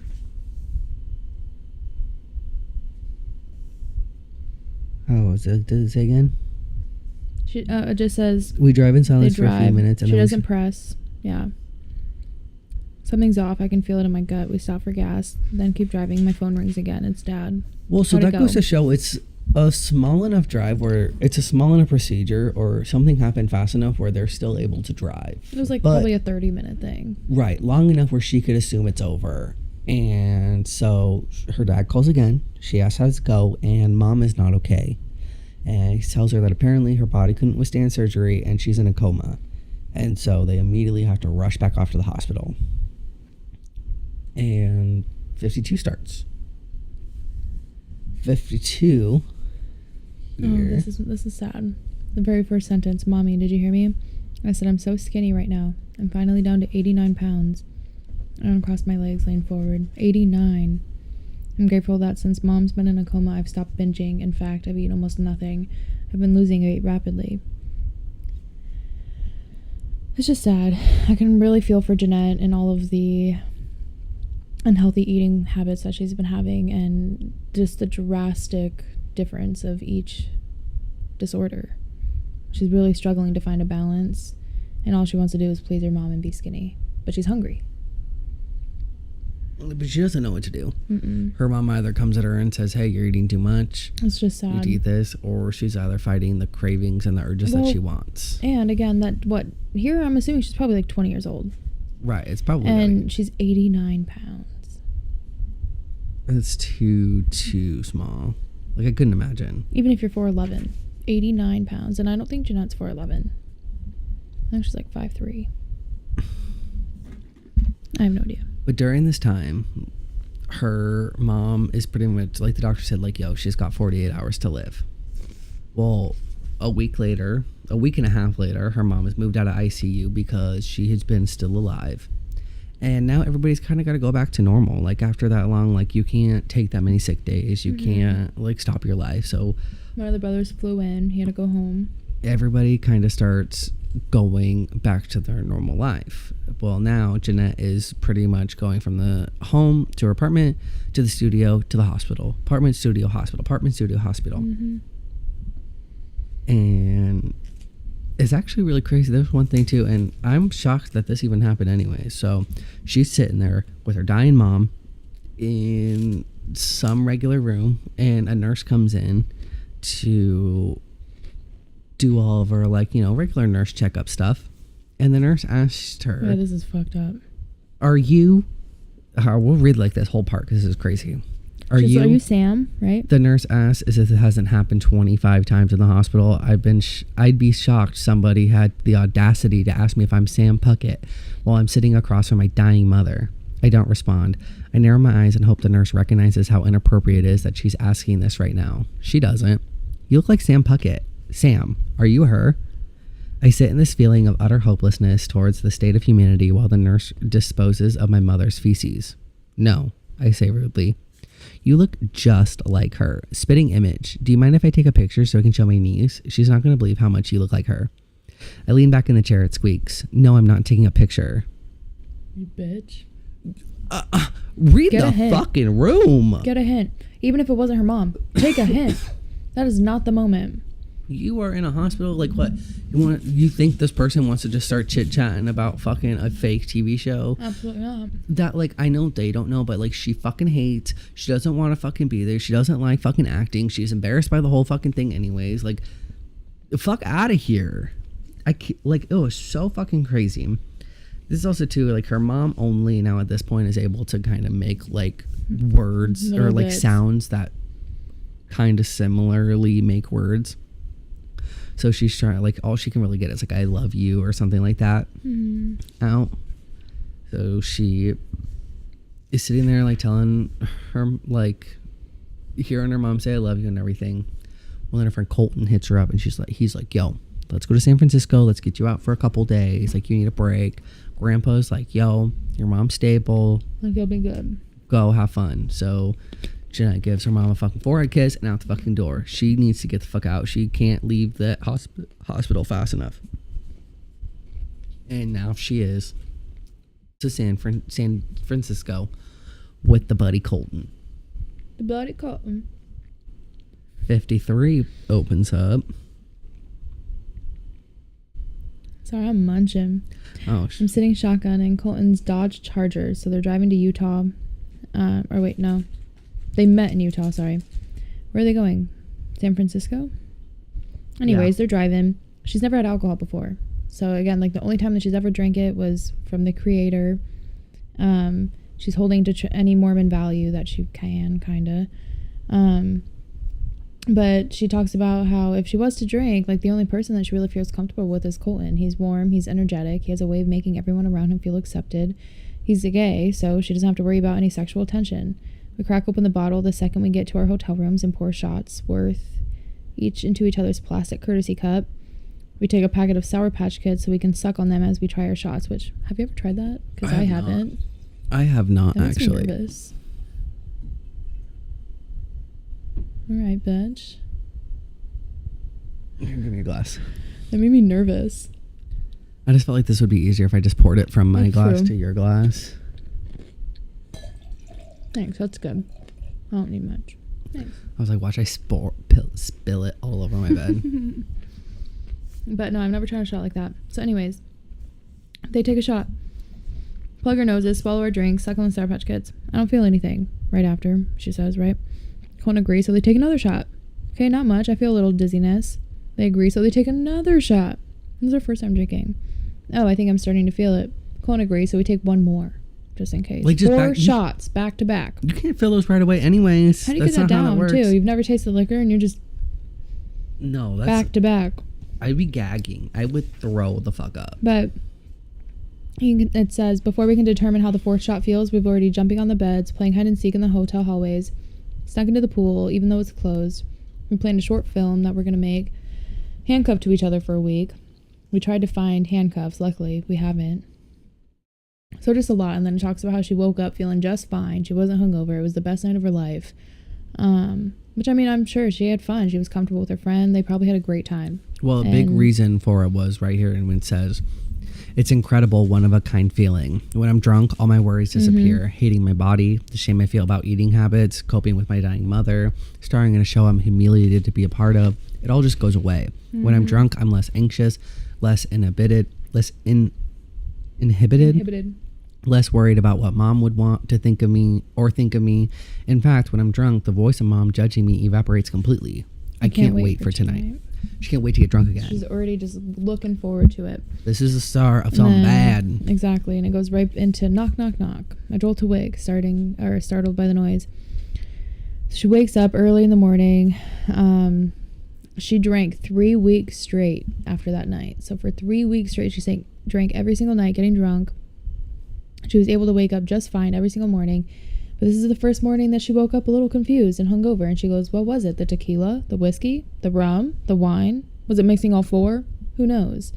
That would have me on the floor vomiting. Yes. And she's up at 8:05 a.m. So, like, what time are you drinking, girl?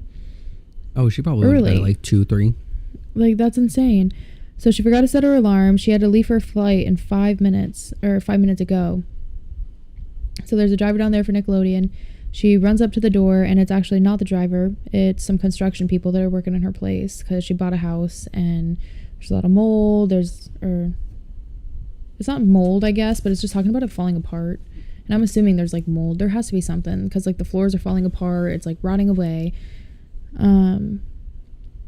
It said, while I'm within weeks of moving in, I learned the entire infrastructure needed to be dug out and replaced. The pipe broke and the shower leaked onto the living room display furniture, ruining it all. The kitchen sink and one of the toilets clogged. The deck chipped and the stair broke. The thing was not turnkey. The thing looked good on the surface, but underneath it was falling apart. Mm-hmm. So she's getting ready to leave. She's rushing out. She's like, fuck, I woke up late. These people are in here trying to fix my bathroom. Mm-hmm. Got to drive her downstairs trying to hurry my ass along. So she's racing through. She's shoving shit into a fucking suitcase. She's trying to go. And then she gets a call from her dad. And her dad's like, yo, you should get down here. It's time. And Jeanette at this point is so I feel like now 3 weeks in, you're drinking, you're hungover, you're so disoriented. Mm-hmm. Plus with having her mom been dying for so long, you become numb to it. You become desensitized. Oh, definitely. She has gone to the hospital and sat there multiple times now at this point, prepared herself for death, and it never happened. So now it's it's time to go. It's actually time. And she says, are you sure? Because I'm supposed to leave for a flight right now. The car's downstairs waiting for me. And her dad's asked, where you going? New York. For what? She just tells her, I got a thing I'm supposed to be hosting, so I really can't go. And he says, they say it's supposed to happen today.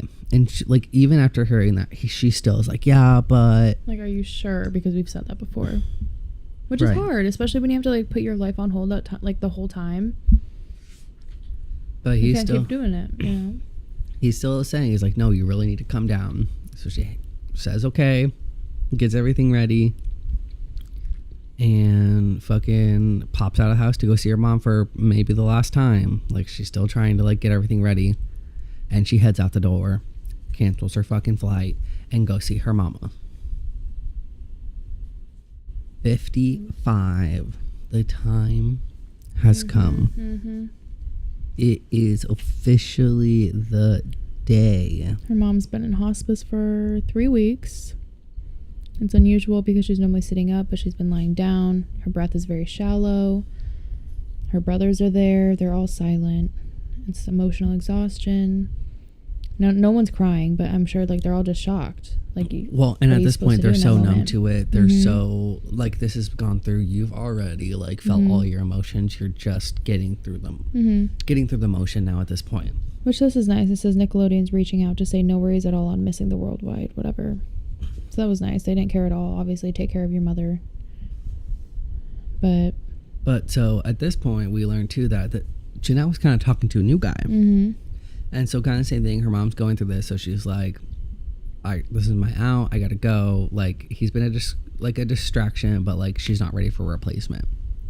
So she texts him, hey, I'm really sorry, but I just can't do this right now. My mom's gonna die, and I really need some time to just be alone. I hope you can understand.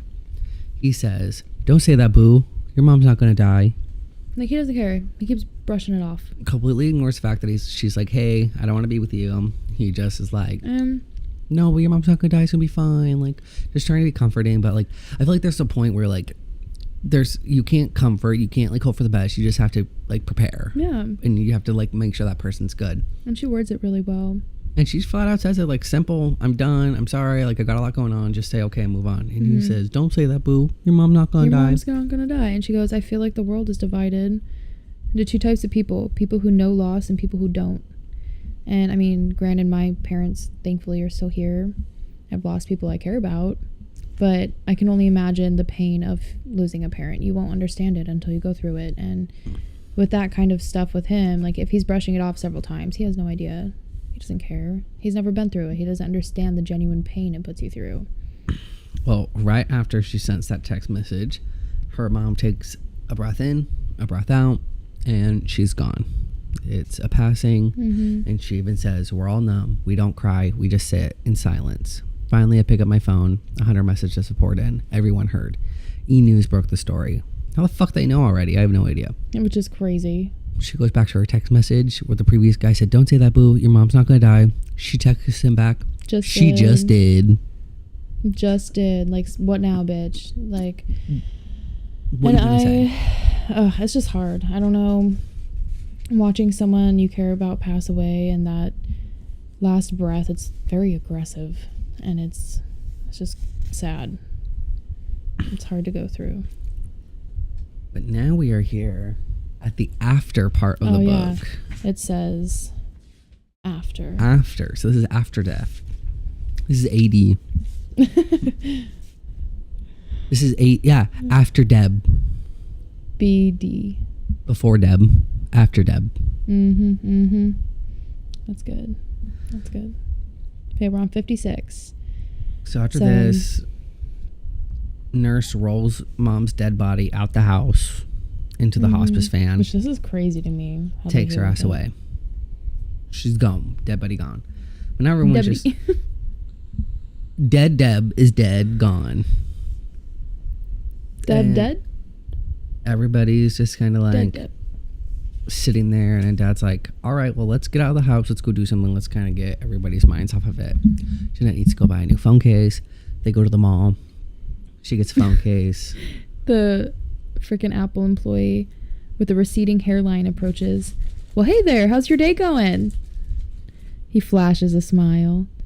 We meet him with a blank stare. Reading the room, the Apple guy drops the smile and redirects. I appreciate this. Anything I can help you guys with today?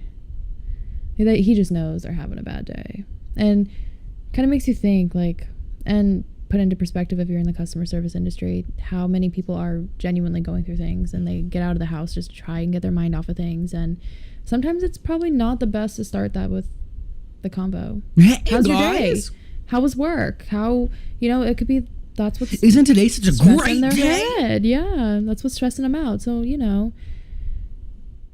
I'll take note of that in my own industry, but it's just, she gets her phone case. They were there for 5 minutes. She left. They went to a small cafe on the same level for lunch. She got a salad dressing on the side to make her mom proud. She doesn't eat a single bite of it. She feels lucky. She's even grateful, and that the trauma has resulted in a lack of hunger for her. So she's like, all right, I'm not She's hungry. Taking a silver lining somehow. She's just trying to push through. Which is just sad. But then she gets home and she hits up all her friends and she's like, yo, let's go out. I need some company. I don't want to be alone right now. She took a few gulps from a bottle herself before she texted them too. All right, so she already started drinking. She's feeling good. And they all decide to go out to Little Tokyo and they go to this little sushi place. And when they get there, man, Jeanette starts getting hungry. She starts going in. She got a couple bottles of sake as well. So she's going and drinking, eating. Says right here, says, by the time the waitress comes around, I can't decide what to order, but I'm drunk enough that I just choose the first thing I see. The teriyaki bowl. I tell myself I'll just eat the steamed cabbage on the side, maybe a few bites of steamed rice. By the time the piping hot bowl is placed in front of me, I can't hold back. I devour every bite as quickly as I can. I order another bottle of sake, another side of steamed rice, some egg rolls, a bowl of ice cream for dessert. I drink the full bottle and eat every bite of food. It's she goes in and she is feeling stuffed, full, drunk. By the time she get back to the house, she says her head is spinning and she just needs everybody to get the she's full, she's fuck out. Feeling a little sick probably. It's just, I can again really feel for Jeanette. I don't know if you personally have ever dealt with like eating issues, but and with this dramatic of it, but it's like when you go weeks without eating and then you randomly get that appetite again, you will eat 10,000 calories in one sitting and then you feel sick for a week. It's it's crazy. And then drinking on top of it, I can only imagine how sick she has to be feeling. But she is done with it. She failed last time. She feels was guilty, very guilty, which is the worst feeling ever. Her mind is only on one thing. It's the amount of food that she ate and what she was going to do about it. And she knew what she was going to do about it. The same things she was going to try to do in the hospital. But now she's got a house full of people around that she just invited over to not be alone, that she wants out. So she pushes everybody out. And this time she's going to make the impossible happen. She has a plan. But she must not have a gag reflex. Because it did talk about it before with her trying to make herself throw up. I don't know if we mentioned it, but this is the second time that she tries it. And so she goes, I try again harder. She pokes the back of her throat. It scratches it, so it's bleeding. So she's like, well, I'm destined to make this happen. I'm going to make myself purge this up. Like, she threw it up, and she felt very good about herself. She goes, I felt victorious. So what if I fucked up and ate? So what if I failed? So fucking what? All I have to do is shove my fingers down my throat and watch my mistake be undone. This is the start of something good. That's how she's like instantly, oh, this is good. This is a fun, good new thing for me. Like, I'll starve myself, then I'll binge, then I can just throw it up. Which is not good. We all know that is not good. You're starting something. Yeah, she's already bad. 89 pounds. You're already so small. And I hate to be that person, but like I had to go look, like when the whole, she was very tiny. When the chapter with her and Joe in Hawaii in those pictures, I looked them up and I looked up those paparazzi pictures. She looked great. So small. There's no pudge. She's got flat stomach. Not at all. Tiny. Like that. Not at all. Really goes to show, and it's sad that like I was like, with your mom, man, your mom is just instilling these terrible views and this terrible ideology into you. Your whole worldview is all fucked. Like how you go through life and how you see it is always going to be messed up. She grew up only knowing skinny. All she ever cared about was being skinny. The mom made her anorexic at 11 years old. One of the most important things, like, to that family was skinny and being on shows. Which is just so sad. We pull up to 57. Pull up to 57.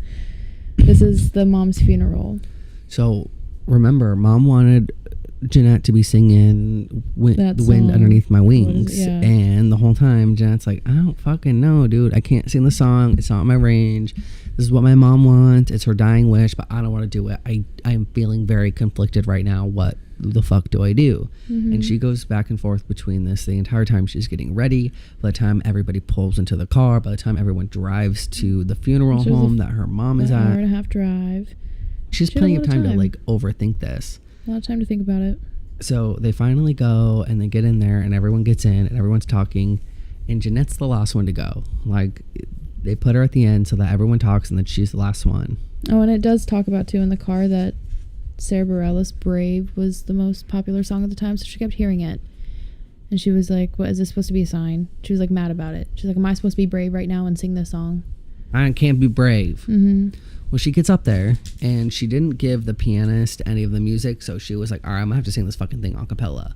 Like she was gonna go up and give it her best. She walks up on the stage, she stands there, she is ready to start belting out the words, and she simply cannot. It says, I walk up to the podium, I'm shaking. Since I didn't give the sheet music to the pianist, my only option left to sing Wind Beneath My Wings at Mom's funeral is to just blurt it out a cappella. I clear my throat, take a deep breath, and then I just start crying. It's a guttural cry that puts my Hollywood homicide audition to shame. I keep crying until the bishop taps me on the shoulder. We only have the chapel for another 15 minutes. We have to prep for John Trader's baptism. I walk off stage. Don't understand why has Jeanette just not have, like, there's so many people that just do her so dirty. She doesn't deserve any of it. She's up there grieving. Her mom just died. She doesn't... I can only imagine the pain she's going through, especially with this weird relationship that they had. And for some dude to come up and just be like, yeah, you gotta go. Like... I mean... At least be caring about it.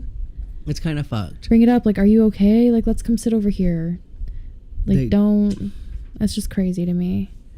It's one of those things where it's like, damn, you really need to work on your scheduling so that maybe a baptism isn't so close to a fucking funeral Yeah. when you know people are going to be distraught and that shit's a hot and mess. I'm sure she wasn't standing up there crying for an hour.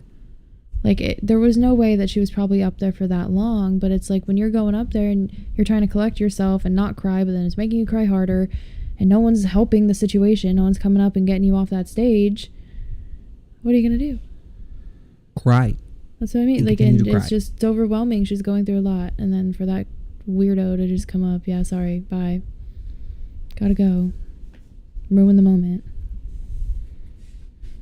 58. I'm super excited because now we are introduced to the spin-off. Not just Puckett though. Now that shit never happened. You wanna know why? Because it turned into bitch. Sam and Cat. The creator sucks. I liked Sam and Cat. I remember that show being on. I think I watched like 1 or 2 I episodes. never watched it. It was once I was already kind of out of that phase. iCarly was at like the very end of like me watching those like kid shows and kind of enjoying them still. Sam and Cat. I never really watched Victorious either. But anyways, I watched iCarly, and then so Sam and Cat came, much.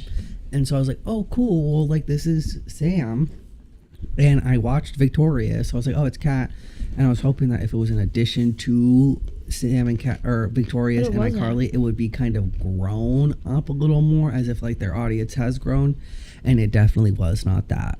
And listen, I just remember it being kind of bad, honestly. I thought sorry, it was bad Jeanette. too. I didn't watch it. But I didn't Jeanette like it. fucking hates it too. Yeah, I know. I support Jeanette.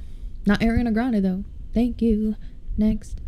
Well, it immediately starts out with apparently she has been being told a whole bunch of times, thanks for being such a good sport. Thanks for being such a good sport. Because now she's on this TV show for kids. It's has a whole different like setup than what she was told. She has a co-star, Ariana Grande, on the show instead of just Puckett.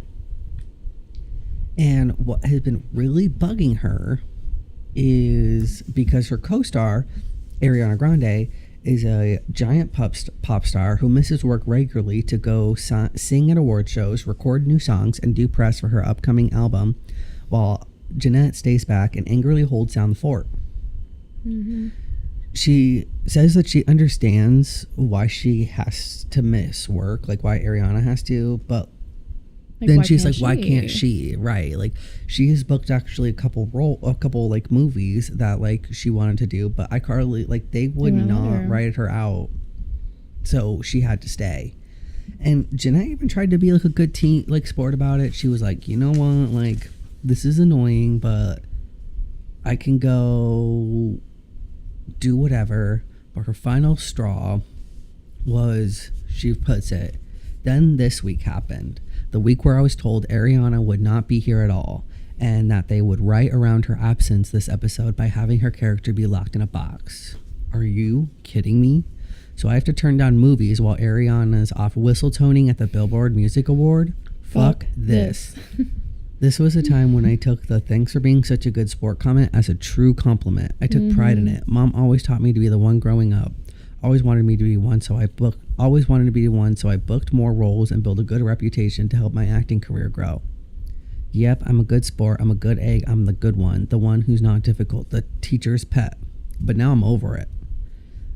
She's now becoming mad. She's becoming pissed. She's like angry. Because like, why the fuck is it different? Why is there a different standard between Ariana Grande and Jeanette McCurdy? Why is she not able to go on and grow her career, but Ariana is able to go off and do everything? And she even makes sure, like, she makes a big note here in the book too, that she's not jealous of her career. She never wanted to be a pop star. She gave up on the country music thing. She said that wasn't for her. She could give a shit. She's just pissed at the fact that, oh, she says right here perfectly. At first, I managed my jealousy well. When she came skipping onto set saying she'd perform at the Billboard Music Award, I didn't care. So what? She's pursuing a music career, and a thing I quit doing because I hated it. And in her pursuit of that career, she's going to sing some cheesy pop song on stage, a task that sounds truly awful to me. I was unfazed. Then she come trotting in on set she come trotting onto set saying she'd been on the cover of Elle magazine. That one got to me, but only out of my own insecurity. Am I not pretty enough to be on covers of magazines? Would I be the one on covers if the show wasn't a two-hander? Is she robbing me of opportunities that would have been mine? I stuffed on my jealousy and carry on. So she's doing really good, you know. She doesn't want Ariana Grande's life. She doesn't want her career. She's even chalking up the jealousy to her own issues. She's like trying to give her the benefit of the doubt. All she wants is just a fair shot. She just wants to be put on the same level and the same playing field as Ariana. Like, why isn't she giving the opportunities? Right. As well? What is she doing wrong? What does she not have that Ariana has where she's able to go off and do all this stuff, but Jeanette just has to go down and hold the fort for some stupid show that she don't even care about? Her final straw.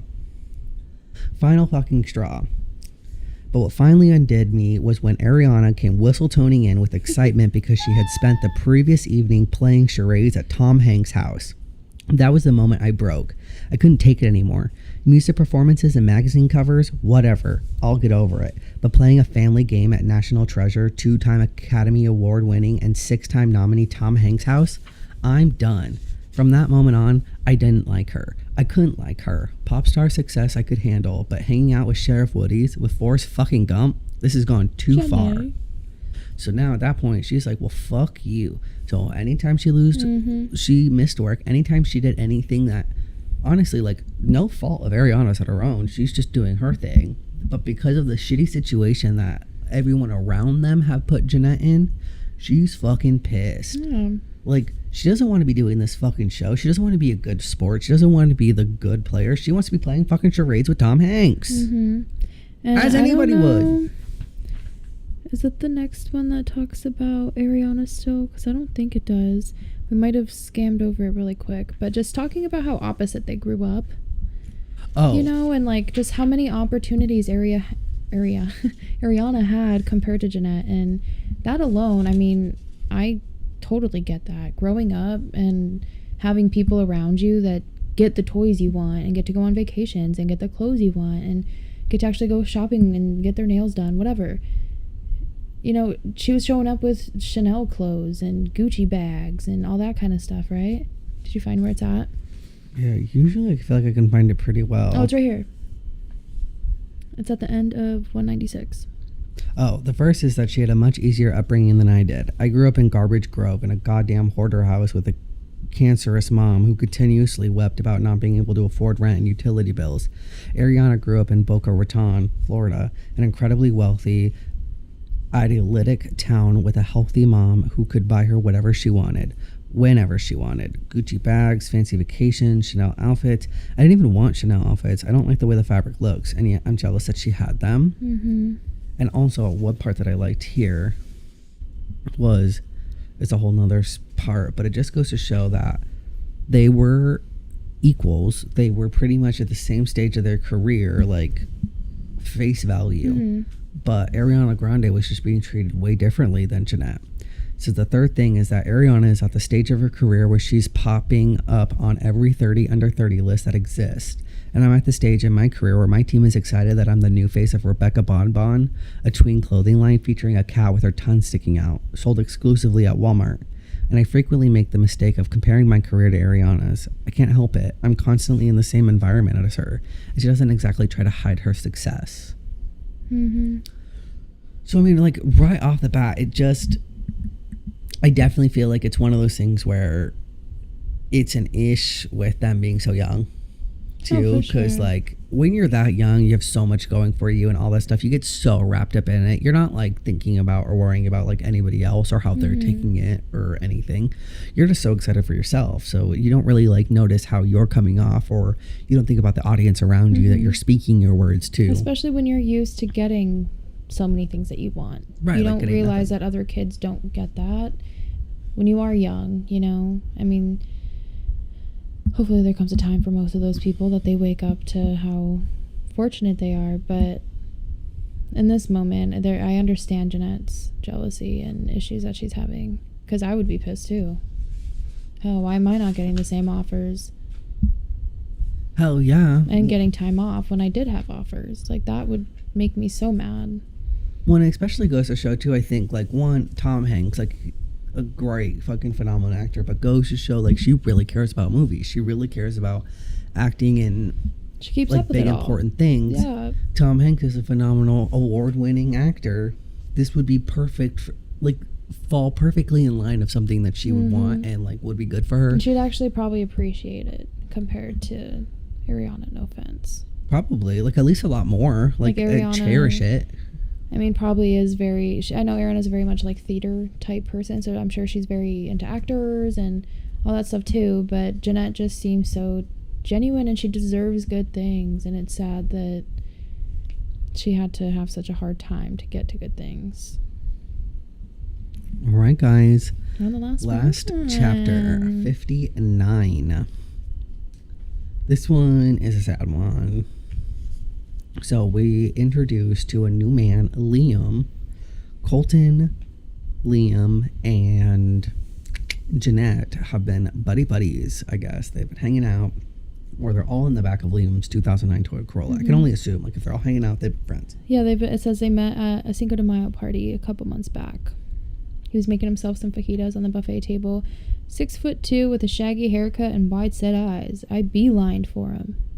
We bonded over margaritas and our mutual attraction to each other. The stuff of substance. But so they're like starting to feel each other now. It's been a couple months. They're They're flirting a hanging little. out. Mm-hmm. Now they're in the back of his car doing shots, just chilling.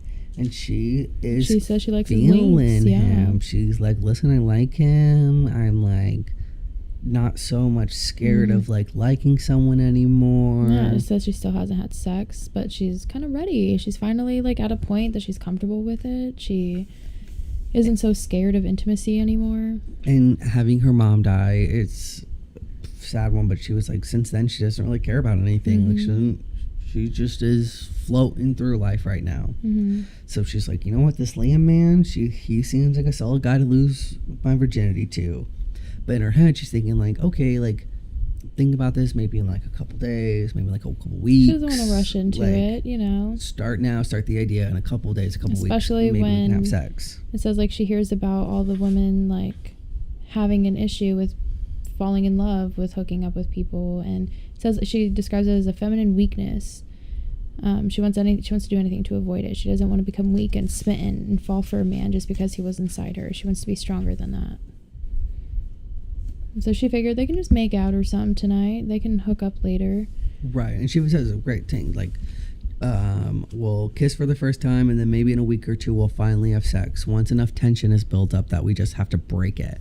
She's like, I want the build up. I want us to be thinking about each other nonstop to where it's like you physically can't fight the urge. Like, it's time to go on. So she's thinking this in her head while they drive off to their friend Emmy's party that they're going to be having. They get to the party. The party is like, okay. Then it got fucked up. It's 21st, so I'm assuming Jeanette's around the same age at this point. And she's been drinking a lot more. Oh, she was ordering sake. So she's already been 21. Yeah, do it. Okay. So now they're out. They're dancing. They're having a good time. And they get fucked up at the party. 2 hours later, they're back at Liam's place. Or back at Jeanette's place. Liam drops Colton off on the way home, so it's just the two of them. Liam throws me onto the bed and takes off my Cooper dress. I'm dizzy. The room is spinning. I'm wasted. I'm confused. Where the fuck am I? What's happening? I finally ask. I'm having sex with you, Liam says in a tone that's nauseating to me. It's halfway to a baby voice, the same inflection as what a baby voice would do, but without jumping up an octave. Kind of want to stop. This is not at all how I intended to lose my virginity. I never expected it would happen tonight. I thought tonight would be all about the magical first kiss, and the virginity thing could come be done in a week or two. I thought I'd have time to mentally and emotionally prepare. But I also kind of want to keep going. Who cares about the rituals and preparations? If anything, I'm relieved to be getting my virginity over with. Fuck it. I say nothing. I squint my eyes and try and ground myself in some way so I can see straight. Finally, I do. Liam's holding my hips as he pumps into me repeatedly. A bead of sweat is trickling down his forehead. Gross. Liam eventually pulls out. He comes. I don't. Usual. Typical. The next morning, I wake up with a puddle of sweat. I feel suffocated, trapped, like I'm in a straitjacket. She wakes up, she's sweaty, they're spooning. She's like, did we cuddle all night? No wonder I'm sweaty as hell. She breaks free, she can't, so she has to kind of wake him up. She says, oh my god, a fucking giant is draped over me. That's the thing about being a small woman. Every man feels like a giant. I squirm. That doesn't work either. She finally wakes him up. He smiles at her, and let's see. He goes, last night was amazing. She lies to him by agreeing, figured she'll come up with a plan to ditch him later when she's alone. So, I don't know. I know she runs to the bathroom, though, and she's like trying to clean herself up and just make time being in there, but she's bleeding. She doesn't understand why she's bleeding. She's like, I don't have a period. I haven't had a period in so long because of her eating disorder. So it has to be from having sex, and peeing is stinging. So something wasn't the best down there. And then now at this point, she's just trying to prolong her time in there. She's just starting to like feel uncomfortable. Like she doesn't want to go back to Liam. Like something about him is just making him uncomfortable. So pretty much like She just says, I'm gets not well. his ass to like leave. She's like, I'm not feeling good. Like you gotta go. She gets herself some breakfast. This is where that like guilt now, the eating disorder kind of comes back in, because she gets this food and she starts devouring it until like halfway through she just hears a voice that's like, stop, just break the cycle. And she takes the box and chucks it in the trash. But at this point, like she just can't get rid of like the feelings of like what she's going through. So she digs up in the trash and just eats the food out of the trash, which is then just making her feel so bad. Mm-hmm. And then of course now, well, it says she chucks it into the trash. She's overwhelmed. She runs to the bathroom. She purges. And then she goes back to the trash. oh, first of all, she squirted perfume on. She grabbed to the bathroom twice to grab perfume. Well, here she says, I stuffed my mouth with eggs. She says, I run back to the trash can and pull out the takeout box. I stuff my mouth with eggs and chew rapidly. Fuck, what am I doing? I need to stop. I spit out the half-chewed eggs in the trash. I grab a perfume bottle from the bathroom and squirt some of the remaining food to guarantee that I won't eat any more of it. But then I eat more of it. Perfume makes me gag. I know. I throw up. Yeah, it says too, like... She is already, like, she takes it out one. Yeah. So it's But she tries times. to stop herself. She even goes, I'm going to go ahead and I'm going to spray with perfume so that I don't eat it. Which is so sad. And then she can't even... She knows she has perfume over it and still can't take over. And eats it. But then that makes her throw up too. And it's hard because you're in this position where it's like, am I hungry? Does my body need this? Or am I just binging? You have to find like that weird medium, and it's so hard to do. So I feel for Jeanette. And this is where we end for this week. I know. Are we going to finish the book when we're done? No, How I many more think chapters we got? No. we're almost So we'll go there, to 80. actually. Then after 80, I mean, we won't have another 20. Should we just finish it? It's to 90. 80, 60 to 90. Mm-hmm. Yeah, Or we should should we just... do 15 and 15? No, we should just go 60 to 90.